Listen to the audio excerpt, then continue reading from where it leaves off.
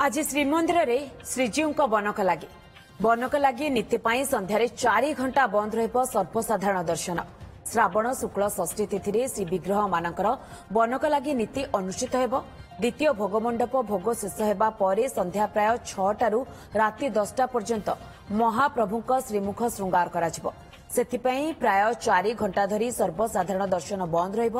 प्राकृतिक रंग हिंगुला हलिताल एवं कला धला रंगरे श्रीमुख श्रृंगार करिवे दत्त महापात्र सेवक। आज श्रीमंदिर में श्रीजीव बनक लगी नीति संध्यारे 4 घंटा बंद रहिब सर्वसाधारण दर्शन। श्रावण शुक्ल षष्ठी तिथि श्री विग्रह मानकर बनक लगी नीति अनुष्ठित होब।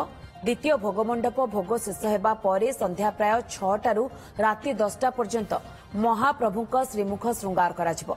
सेथिपई प्राय 4 घंटा धरी सर्वसाधारण दर्शन बंद रहिब। प्राकृतिक रंग हिंगुला हलिताल एवं कला धला रंगरे श्रीमुख श्रृंगार करिवे दत्त महापात्र सेवक।